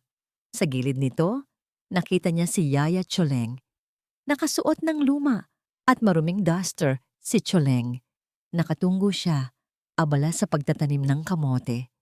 Ang kanyang mga kamay ay puno ng lupa at ang kanyang likod ay nakabaluktot sa pagod. Hindi na siya ang dating Yaya Choleng na masigla at maaliwalas. Ngayon, siya ay mukhang lanta at pagod.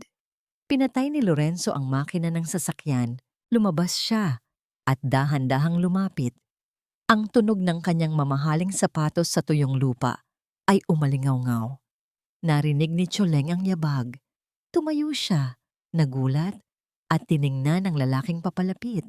Nanlaki ang kanyang mga mata nang makita si Lorenzo. "Sa Sir Lorenzo?" Nanginginig na tanong ni Choleng. Agad siyang napayuko at akmang magpapanik. "Patawarin niyo po ako. Hindi ko po alam na hinahanap niyo pa ako. Wala na po akong dalang pera. Ibalik ko na lang po ba yung..." "Yaya Choleng, tumingin ka sa akin." Malumanay na wika ni Lorenzo. Nag-aalangan, tumingala si Choleng. Inilabas ni Lorenzo ang manyikang si Tik-Tik mula sa kanyang jacket. Ang manyika ay malinis na, maayos na ang mga tahi, at ang isang mata ay nakakabit na ulit. "Hindi ko hinahanap ang pera, Yaya," sabi ni Lorenzo. "Hinahanap ko ang katotohanan, at ito..." Inabot niya kay Choleng ang manyika. "Ito ang nagdala sa akin dito. Salamat, Yaya. Kung hindi dahil sa'yo, hindi ko malalaman ang ginawa ni Bianca sa anak ko." Napahawak si Choleng sa manyika. Ang mga mata niya ay napuno ng luha. "Sir, kaya pala, alam niyo na po. Grabe, pinasasalamatan ko ang Diyos. Akala ko habang buhay na lang siyang magtitiis doon." Humagulgol si Choleng. "Ako ang humihingi ng tawad, Yaya." Ang boses ni Lorenzo ay nanginginig. "Patawarin mo ako sa pagiging bulag ko. Patawarin mo ako dahil hindi ako naniwala sa'yo. Patawarin mo ako dahil hinayaan kitang umalis habang alam kong inosente ka." Sa harap ng kubo, ang mayaman na si Lorenzo Manlapas ay yumuko. Hinawakan niya ang marumi at magaspang na kamay ni Choleng at inilagay ang mga ito sa kanyang noo. Ang tradisyonal na pagmamano na ginagawa sa Pilipinas, hindi para sa ina, kundi para sa karangalan at pagsisisi. Wag po, sir. Wag niyo pong gawin yan. Nahihiyang wika ni Choleng. Ninakaw ko ang dignidad mo, Yaya. Ang kailangan mo lang gawin ay patawarin ako, sabi ni Lorenzo. Matapos ang ilang minutong pagiyak, kumalma si Choleng. Umupo sila sa ilalim ng puno. Ikinuwento ni Choleng ang lahat ng ginawa ni Bianca. Ang pang-aalipusta, ang pagpapakulong sa kwarto, ang mga banta. Sir, kailangan kong bumalik, sabi ni Choleng. Matatag na. Kailangan kong maging witness, hindi lang para sa'yo, kundi para kay Amara. Para sa karma ni Bianca. Kailangan kong bumalik, sir, ulit ni Choleng. Hindi para sa sahod, kundi para sa bata. Tumayo si Lorenzo. Tiningnan niya si Choleng. Hindi ka na magiging yaya ko, Choleng.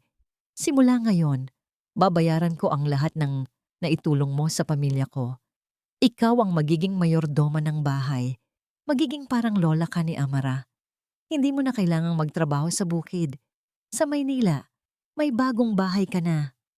At ang apo mo, ipapasok ko sa magandang eskwelahan. Tanggapin mo ito. Bilang pagmamahal, hindi bilang bayad. Nakatulala si Choleng. Hindi niya ma-imagine ang sarili niya na may sariling bahay. Pero sir, kung babalik ka para maging witness namin, kailangan naming maging handa. Putol ni Lorenzo. Gagamitin ka ni Bianca, kaya kailangan nating maging matatag. Handa ka na bang harapin ang demonyo sa korte? Tumango si Choleng. Hinawakan niya ang manikang si Tiktik at ang kanyang mukha ay nagningning. Handa na po, sir, para kay Amara. Kinuha ni Lorenzo ang kanyang cellphone. Idinial niya ang numero ng anak. Anak, nasa kotse si Papa. May kasama ako. Isang surprise. Ang boses ni Amara sa kabilang linya ay masigla. Sino po, Papa? Inabot ni Lorenzo ang telepono kay Choleng. Amara, anak. Hindi na natapos ni Choleng ang sasabihin niya. Narinig niya ang biglang hiyaw ng tuwa ng bata sa kabilang linya. Yaya! Yaya! Uwi ka na please! Miss na kita! Niyakap ni Choleng ang telepono. Ang kanyang luha ay hindi na luha ng kalungkutan, kundi luha ng labis na kaligayahan. Ang bulwagan ng hukuman ay punong-puno ng tao, mga reporter, socialites, at mga taong gusto lang makibalita sa teleserye ng mga manlapas. Sa isang tabi, nakaupo si Bianca. Maayos ang damit, kalmado, pero ang kanyang mga mata ay nanlilisik pa rin sa pagmamataas. Sa kabilang banda, nakaupo si Lorenzo, may matigas na mukha, habang si Yaya Choleng ay nasa tabi niya, nakayuko. Nagsimula ang paglilitis. Unang sumalang sa witness stand si Bianca. Sa kanyang testimonya, umiyak siya, nagdrama, at nagpanggap na siya ang biktima. Masyadong sikat at makapangyarihan ang asawa ko, Judge, wika ni Bianca, habang pinipilit na humikbi. Ayaw niya lang akong hiwalayan dahil matatanggalan siya ng kalahati ng kanyang yaman. Ang bata, may problema siya sa pag-iisip. Hindi totoo ang lahat ng paratang. Ang recording, peke. Gawa-gawa lang yan ni Lorenzo para lang sirain ako. Ang kanyang abogado ay nagbigay ng matinding argumento. Mukhang nanalo si Bianca sa korte ng opinyon ng publiko. Pero nang tumayo si Attorney Cruz, nagbago ang ihip ng hangin. Your Honor, ang paglilitis na ito ay hindi tungkol sa pera o fame. Ito ay tungkol sa kaligtasan ng isang batang inosente. Wika ni Attorney Cruz. Tawagin po natin ang aming unang testigo, Ginang Yaya Choleng. Nag-ingay ang bulwagan. Hinarap ni Choleng si Bianca. Ang dating yaya at ang dating amo ay nagkatinginan. Ngumisi si Bianca. Parang sinasabing, wala kang magagawa. Ginang Choleng, bakit kayo pinalayas ni Mrs. Bianca sa bahay? Tanong ni Attorney Cruz. Kasi po, sinabi niyang nagnakaw ako ng singsing. Garalgal ang boses ni Choleng. Pero hindi totoo, Your Honor. Nagtitiyaga po akong magtrabaho para sa pamilya. At ang singsing na yon ay hindi ko po ninakaw. Agad na tumayo ang abogado ni Bianca. Objection! Hearsay! Walang ebidensya na hindi siya nagnakaw. Ipinagtatanggol ni Mrs. Manlapas ang kanyang sarili. Wika ni Attorney Cruz. Pero may gusto po akong patunayan. Ginang Tsuleng, ano ang huling bagay na ginawa niyo bago kayo umalis sa bahay? Kinabahan si Tsuleng. Tumingin siya kay Lorenzo na tumangulang para bigyan siya ng lakas ng loob. Pipo, inabot ko po kay Amara ang kanyang manika. Si Tiktiki po. Ito na ang pagkakataon ni Lorenzo. Tumayo siya at may isang dalang malaking screen. Ipinakita niya ang audio clip mula sa manika. Rinig na rinig sa buong bulwagan ang boses ni Bianca. Matinis at puno ng galit. Dila mo na. Masyadong mahaba ang buhok mo. Kamukha mo ang nanay mo. Ayoko nun. Nag-ingay ang bulwagan. Ang mga reporter ay nagsimulang magtipa. Pero ang pinakamatinding hukom ay ang sunod na recording, ang pag-uusap ni Bianca at Franco, ang kanilang tawanan. Malapit na rin naman siyang mawala sa landas natin. Kapag nakuha na natin ang lahat, itatapon ko siya sa mental hospital kung saan siya nababagay. Hindi na siya makakalabas doon habang buhay. Napatayo ang lahat. Pati ang judge ay napahawak sa kanyang noo. Nawala ang poise ni Bianca. Hindi! Pepeke yan! Mga sinungaling! Ako ang biktima! Tumayo si Lorenzo at sa sandaling iyon, ang kanyang boses ay kalmado pero makapangyarihan. Your Honor, ang boses po na yan ay nagpapakita ng hindi lang pagmamaltrato, kundi isang malalim na plano na saktan ang aking anak, sirain ang aming pamilya at nakawin ang aking yaman. Wika ni Lorenzo. Ang babaeng ito ay isang magnanakaw at isang halimaw na walang awa. Ang abogado ni Bianca ay nag-attempt na mag-object pero huli na. Ang ebidensya ay napakalakas. Ang katotohanan ay lumabas na. Makalipas ang ilang minuto ng pagtatalo, nagsimulang magsalita ang judge. Batay sa ebidensya, sa video ng attempted assault sa bata, at sa audio recording, ang korte ay walang nakikitang anumang ebidensya ng insanity o conspiracy mula kay Gino Manlapas. Dahan-dahang itinaas ng judge ang kanyang gavel. Hahatulan ng korte si Ginang Bianca Manlapas na guilty sa kasong child abuse, pagnanakaw, at conspiracy to commit corporate espionage. Siya ay sasailalim sa pinakamahabang sentensya at permanente siyang tatanggalan ng karapatan sa pag-aalaga kay Amara Manlapas at ang lahat ng kanyang karapatan sa mana ni Ginoong Lorenzo Manlapas ay pawalang bisa. Bam! Ang tunog ng gavel ay umalingaw-ngaw sa bulwagan, hudyat ng katapusan ni Bianca. Nang marinig ni Bianca ang sentensya, nawala ang kanyang pagpipigil sa sarili. Nagsimula siyang sumigaw, nagwawala, at nagtangkang tumakas sa kanyang mga escort. Hindi! Hindi ako papayag! Babalik ako! Kukunin ko ang lahat! Kukunin ko ang batang iyon! Pero huli na, kalmado lang si Lorenzo na tiningnan ng kanyang dating asawa habang kinakaladkad ito palabas ng bulwagan. Sa tabi niya, napahawak si Yaya Tsuleng sa kamay niya. Salamat, sir! Bulong ni Tsuleng, puno ng pasasalamat. Hindi ko ito ginawa para sa akin, Yaya, sagot ni Lorenzo. Ginawa ko ito para sa pag-ibig.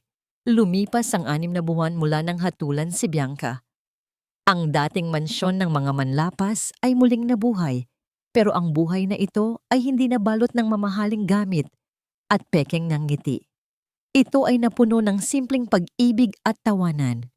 Sa kusina, abala si Yaya Tsuleng sa pagluluto ng sinigang na hipon. Ang bango ng sampalok at hipon ay kumalat sa buong bahay. Isang amoy na nagpapaalala kay Amara ng kanyang masa at mapagmahal na kamusmusan. Hindi na siya simpleng yaya, kundi ang mayordomo ng bahay. Isang kagalang-galang na miyembro ng pamilya. Yaya Tsuleng, ang bango. Pwedeng kumuha ng isang pirasong hipon? Tanong ni Amara. na ngayon ay mas mabilog na ang pisngi at masigla ang mga mata. Naku, ikaw talagang bata ka. Sige na, kumuha ka. Pero huwag kang magpapakita kay Papa ha. Baka maubusan siya. Tawa ni Choleng. Sa sala, nakita ni Lorenzo si Amara na may hawak na hipon. Ngumiti siya. Hindi siya nagreklamo. Ang buhay ni Lorenzo ay nagbago ng malaki. Kinansel niya ang lahat ng kanyang business trips. Ang mga meetings ay ginagawa na niya sa bahay. Tuwing umaga, hindi na siya nagmamadali. Siya na mismo ang naghahatid at sumusundo kay Amara sa eskwelahan. Isang gabi, habang kumakain sila, nakita ni Lorenzo si Amara na umiiwas sa pagkain ng gulay. Amara, kailangan mong kumain ng gulay para lumaki ka. Wika ni Lorenzo, malumanay. Ayoko po, Papa. Sabi ni Mama Bianca, pag matakaw ako, tataba ako at pangit daw ako. Bulong ni Amara. Napahinto si Lorenzo. Ang mga sugat ni Bianca ay malalim pa rin. Amara, makinig ka kay Papa. Lumapit si Lorenzo at hinawakan ng kamay ng anak. Ang lahat ng sinabi ni Bianca ay kasinungalingan. Ang gulay ay nagpapalakas sa'yo. Ang pagiging matakaw sa pagkain ay hindi masama. Ang masama ay ang pagiging matakaw sa pag-ibig, tulad ng ginawa ni Bianca. Alam mo ba, Amara? Patuloy ni Lorenzo. Ang tunay na pag-ibig ay hindi parang pera na kailangang ninakaw. Ito ay parang sinigang. Kaya mo siyang ibigay at ang lasa ay mananatili sa puso mo. Natawa si Amara at kinuha niya ang kangkong sa kanyang plato. Okay, Papa. Kakainin ko na. Sa pagtatapos ng hapunan, hindi na nag-iisa si Lorenzo sa dulo ng mesa. Lumipat siya. Ngayon, magkakatabi silang tatlo. Si Lorenzo, si Amara, at si Yaya Cholong. Sila na ang bumubuo sa bagong larawan ng isang pamilya. Minsan, gabi-gabi, pumapasok pa rin si Lorenzo sa kwarto ni Amara. Hindi na para yakapin ang natutulog na bata, kundi para ayusin ang kanyang gamit. Sa isang sulok ng kwarto, nakalagay si Tik-Tik, ang manika. Katabi nito, ang basag na vase na ginamit ni Bianca. Hindi ito itinapon ni Lorenzo. Ang vase ay simbolo ng nakaraan at si Tik-Tik ang simbolo ng paghahanap sa katotohanan. Habang inaayos niya ang unan ni Amara, naaalala pa rin ni Lorenzo ang mga salita ni Bianca. Hindi pa tayo tapos. Alam ni Lorenzo na ang laban ay hindi pa tapos, pero ang mahalaga, hindi na siya nag-iisa. Bago siya umalis, hinalikan niya si Amara sa noo. Mahal kita, anak. Walang makakakuha sa iyo mula sa akin. Tumalikod si Lorenzo at lumabas.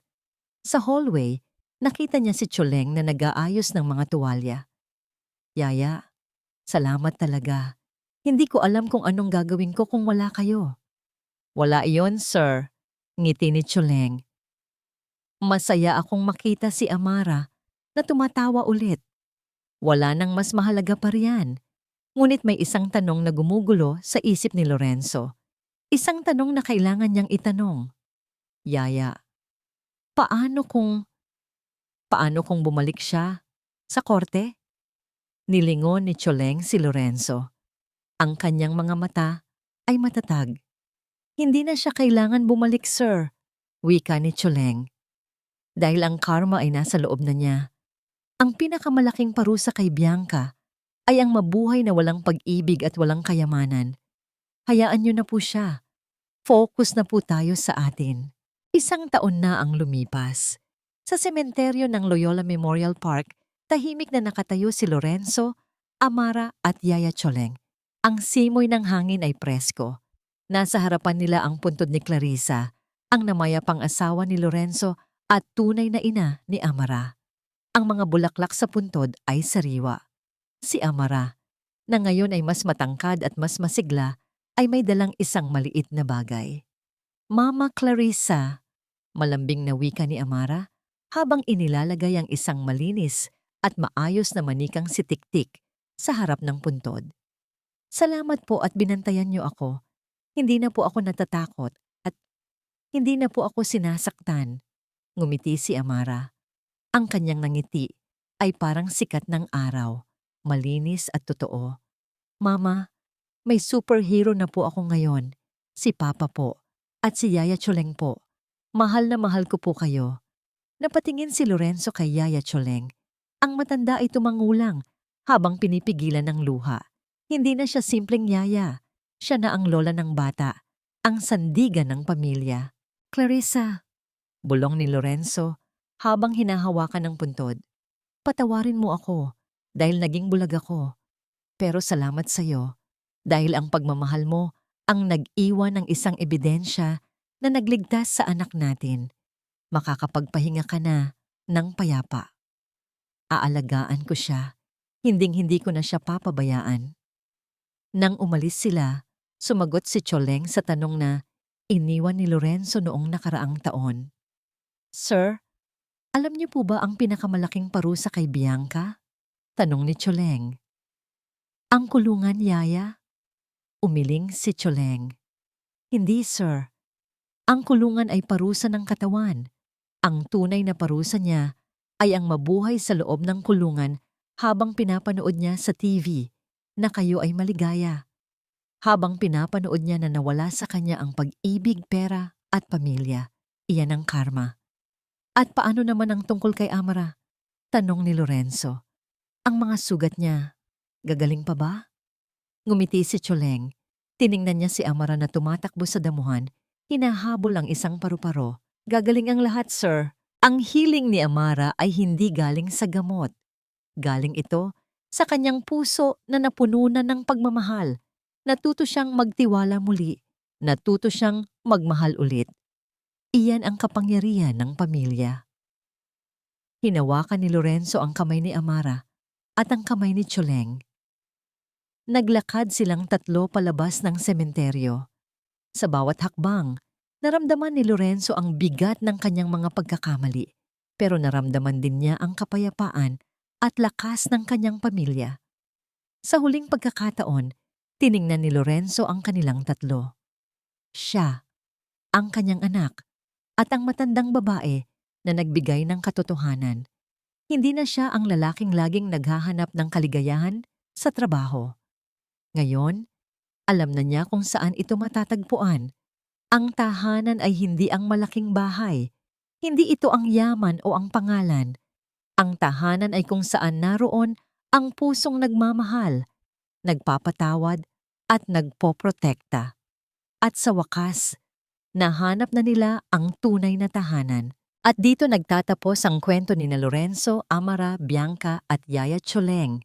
Mga kaibigan, mga kapuso, sa ngalan ng Kwentong Puso, maraming salamat. Salamat sa inyong walang sawang pagsuporta.